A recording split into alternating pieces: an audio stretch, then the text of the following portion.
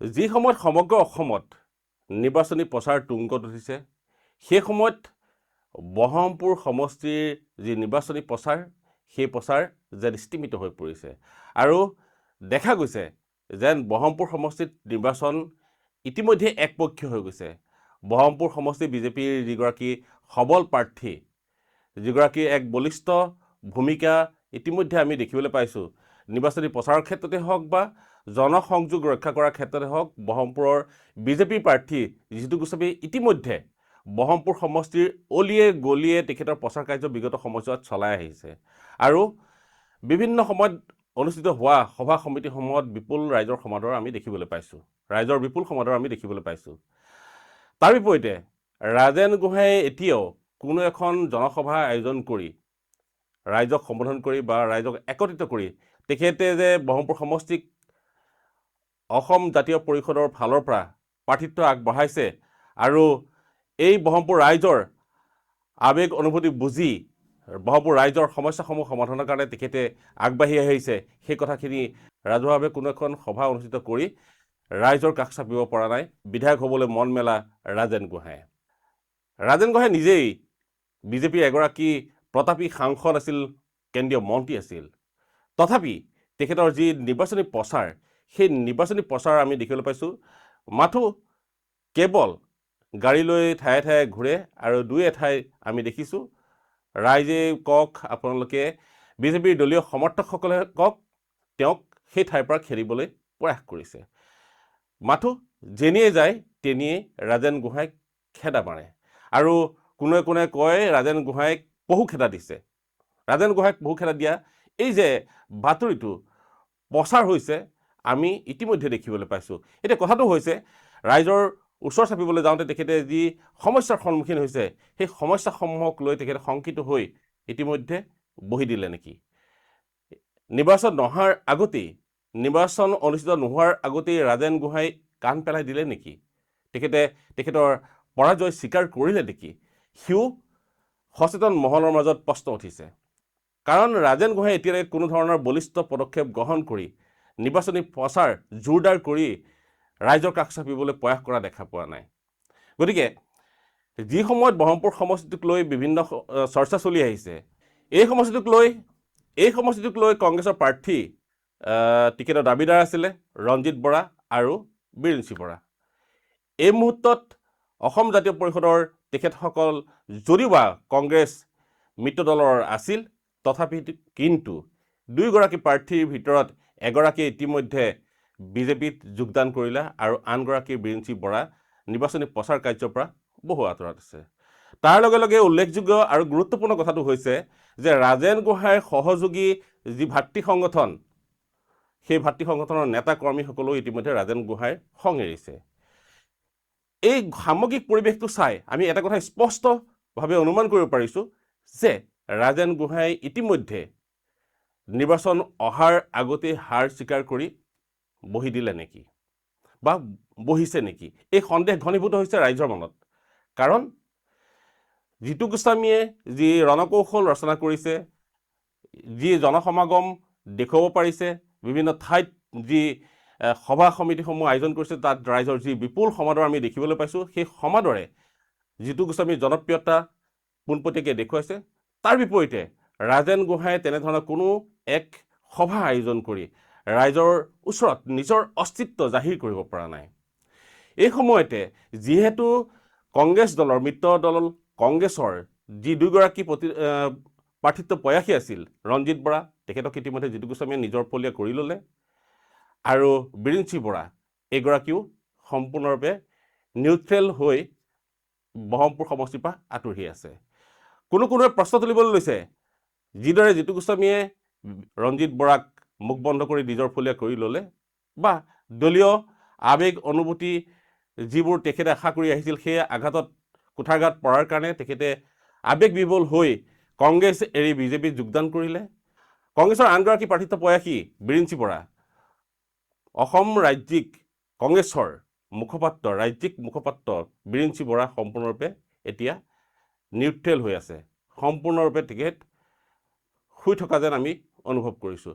বিৰিঞ্চি বৰাই বীৰেন সিং বৰাই ব্ৰহ্মপুৰ সমষ্টিত ৰাজেন গোহাঁইক সং দিয়া নাই কিয়?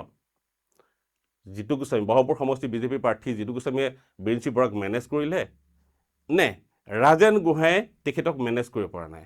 যিদৰে ৰাজেন গোহাঁই তেখেতৰ দলীয় সতীৰ্থ বা অনুগামীসকলক মেনেজ কৰিব পৰা নাই, একত্ৰিত কৰিব পৰা নাই আৰু দলীয় প্ৰচাৰ তুংগত তুলিব পৰা নাই, সেই একেদৰে সেই ক্ষেত্ৰত ৰাজেন গোহাঁই ব্যৰ্থ হৈছে নেকি? আৰু ৰাজেন গোহাঁই এই ব্যৰ্থতা ৰাইজৰ কাষ চাপিছে। এই ব্যৰ্থতাৰ যি বাৰ্তা ৰাইজৰ কাষ চাপিছে আৰু ৰাইজে অনুভৱ কৰিবলৈ আৰম্ভ কৰিছে যে ৰাজেন গোহাঁইয়ে নিৰ্বাচন অহাৰ আগতে হাৰ মানিছে।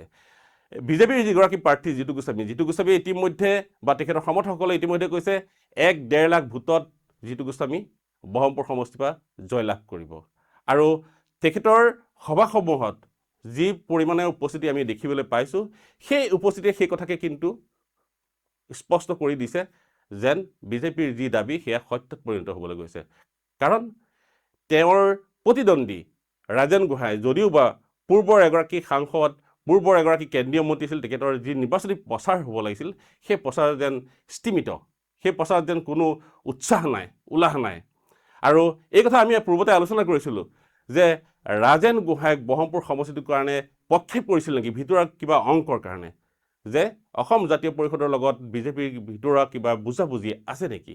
ৰাজেন গোহাঁইক পক্ষেপ কৰি এই সমষ্টিটো বিজেপিক একচেটিয়া কৰি এৰি দিলে নে ৰাজেন গোহাঁই কেৱল নিৰ্বাচনী দৌৰত অৱতীৰ্ণ হৈ তেখেতৰ সতীৰ্থসকলে যি ধৰণে অভিযোগ আনিছে যে ৰাজেন গোহাঁই নিৰ্বাচনলৈ অহাৰ মূল কাৰণটো হৈছে যে এই সিটটো তেখেতৰ পুত্ৰৰ কাৰণে সংৰক্ষিত কৰা।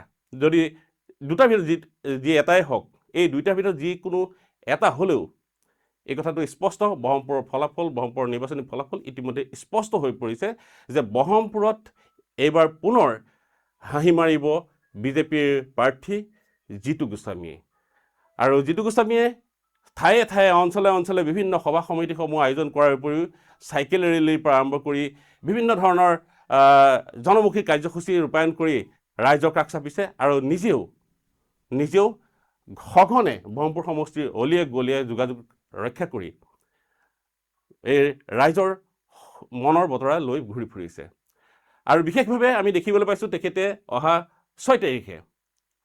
6 এপ্ৰিল তাৰিখে ব্ৰহ্মপুৰ সমষ্টিৰ প্ৰাণকেন্দ্ৰ ব্ৰহ্মপুৰ ৰাজহুৱা খেলপথাৰত ডক্টৰ হিমন্ত বিশ্ব শৰ্মাক লৈ এখন বৃহৎ ৰাজহুৱা সভা আয়োজন কৰিবলৈ গৈ আছে। গতিকে যিগৰাকী প্ৰাৰ্থী জিতু গোস্বামীয়ে ব্ৰহ্মপুৰ সমষ্টিত 5 বছৰ ধৰি ৰাইজক সেৱা কৰি আহিছে, ৰাইজৰ মাজত সোমাইছে, ৰাইজৰ অনুষ্ঠান প্ৰতিষ্ঠানসমূহৰ বিভিন্ন উৎসৱ পাৰ্বণত অংশগ্ৰহণ কৰিছে আৰু সেই জনসংযোগ যদিও বা তেখেতৰ সবল, তথাপি তেখেতে কিন্তু পিছ পৰি ৰোৱা নাই নিৰ্বাচনী প্ৰচাৰ চলাবৰ কাৰণে।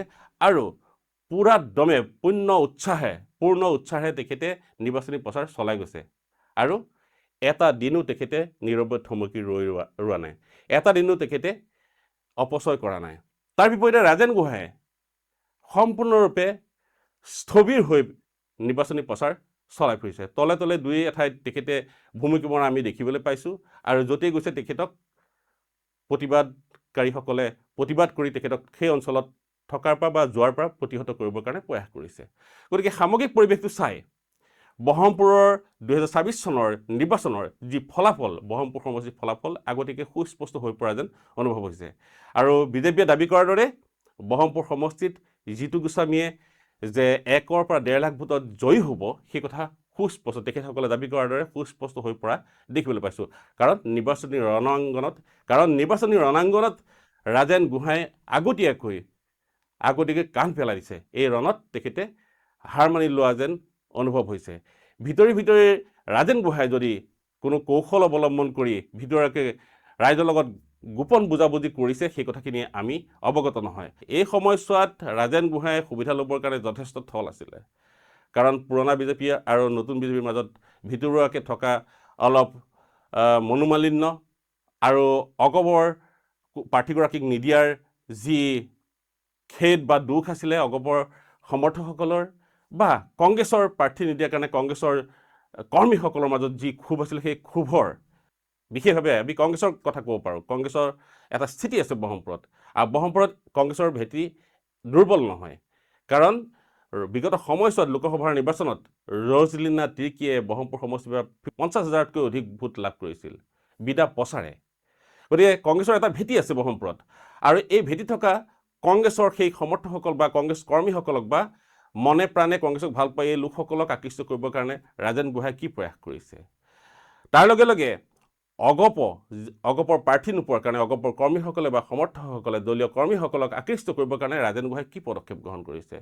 বিজেপি যিসকল ক্ষোভিত পুৰণা কৰ্মী আছিল সেইসকলক তেখেতৰ ফলীয়া কৰিবৰ কাৰণে ৰাজেন গোহাঁই কি পদক্ষেপ গ্ৰহণ কৰিছে। আমি দেখা তেনেধৰণৰ সুস্পষ্ট পদক্ষেপ ৰাজেন গোহাঁই লোৱা এতিয়াও আমি দেখিবলৈ পোৱা নাই।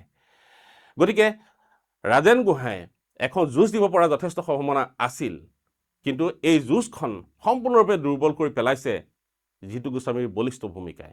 বহৰমপুৰ সমষ্টি বিজেপিৰ প্ৰাৰ্থী জিতু গোস্বামীয়ে সকলোবোৰ কৌশল ৰাজেন গোহাঁইৰ সকলোবোৰ কৌশল দুৰ্বল কৰি পেলাইছে, আৰু যি সময়ত কংগ্ৰেছৰ প্ৰাৰ্থিত্ব প্ৰয়াসী ৰঞ্জিত বৰা আছিলে, সেই ৰঞ্জিত বৰাকে ব্লক কংগ্ৰেছৰ সভাপতিগৰাকীকে বিজেপিলৈ যোগদান কৰাই তেখেতৰ স্থিতি সবল কৰি পেলালে। লগে লগে আমি দেখিবলৈ পাইছোঁ বিৰিঞ্চি বৰা ইতিমধ্যে নিউট্ৰেল হৈ আছে, বিৰিঞ্চি বৰাও বহি দিছে। লগতে বহি দিছে অসম জাতীয় পৰিষদৰ ভাতৃ সংগঠনৰ নেতা কৰ্মীসকল। গতিকে এই সামগ্ৰিক পৰিৱেশটোত আমি স্পষ্টভাৱে অনুমান কৰিব পাৰোঁ যে বহৰমপুৰ সমষ্টিৰ এই নিৰ্বাচনী যুঁজখনত ৰাজেন গোহাঁয়ে বেয়াকৈ মুখ থেকেচা খাব, আৰু এই যে তেখেতে মুখ থেকেচা খাব, তেখেতে বিচৰা ধৰণে খাব নে ৰাজনৈতিক সমীকৰণত তেখেতে ইতিমধ্যে হাৰ মানি লৈ বিনা যুঁজে ৰাজেন গোহাঁয়ে জিতু গোস্বামীক এই চিটটো বা আসনখন এৰি দিছে। যিয়ে নহওক ৰাইজৰ মাজত এটা সৰব চৰ্চা চলি আছে যে ৰাজেন গোহাঁয়ে সম্ভাৱনা থকা সত্ত্বেও, যুঁজাৰ সুবিধা থকা সত্ত্বেও কিয় যুঁজ এখন নকৰি কেৱল মৌনতাৰে নিৰ্বাচনী প্ৰচাৰ মনে মনে চলাব লগা হৈছে, যি সময়ত তেখেতৰ প্ৰতিদ্বন্দ্বীগৰাকীয়ে বিপুল জনসমৰ্থন লাভ কৰি বিভিন্ন সময়ত ৰাজহুৱা সভা আয়োজন কৰি ৰাইজৰ ওচৰ চাপি তেখেতৰ স্থিতি সবল কৰি ৰাইজৰ ওচৰত তেখেতৰ জনমত জাহিৰ কৰিব পাৰিছে। সেই সময়ত ৰাজেন গোহাঁয়ে মৌন হৈ মনে মনে থাকি কি ধৰণৰ নিৰ্বাচনী কৌশল ৰচনা কৰিছে সেয়া সন্দেহৰ আৱৰ্তত। কিন্তু বিজেপিৰ সমৰ্থকসকল, দলীয় কৰ্মীসকল আৰু বিজেপিৰ স্বয়ং প্ৰাৰ্থীগৰাকী জিতু গোস্বামীৰ প্ৰবল বিশ্বাস যে তেখেতে 1 লাখতকৈও অধিক ভোটত এইবাৰ এই নিৰ্বাচনত জয়ী হ'ব। গতিকে নিৰ্বাচনী যি প্ৰচাৰ আৰু নিৰ্বাচনী যি শেহতীয়া স্থিতি বহৰমপুৰ সমষ্টিৰ সেই সকলোবোৰৰ ওপৰত আমি বিশ্লেষণ কৰি আলোকপাত কৰিছোঁ আজি এই বিষয়টো যে বহৰমপুৰ সমষ্টি আচলতে বিনা প্ৰতিদ্বন্দ্বিতাই জিতু গোস্বামীয়ে জয়ী হৈছে নেকি। ইতিমধ্যে নিৰ্বাচন নহাৰ আগতেই, নিৰ্বাচনৰ ভোটদান নোহোৱাৰ আগতেই জিতু গোস্বামী যে জয়ী হৈছে এই চিটটোত, সেই কথাখিনি প্ৰতিপন্ন হৈছে নেকি। ৰাজেন গোহাঁয়ে সেই কথাখিনি অনুমান পায়। জিতু গোস্বামীৰ বহৰমপুৰ সমষ্টিত যি সবল স্থিতি, তেখেতৰ যি সমাদৰ, যিদৰে তেখেতে জনসমৰ্থন লাভ কৰিছে, এই সকলোবোৰ অনুভৱ কৰি বিনা যুঁজে ৰাজেন গোহাঁয়ে হাৰ মানি ল'লে নেকি, সিও এক প্ৰশ্ন হৈ উঠিছে সাধাৰণ সচেতন ৰাইজৰ মনত।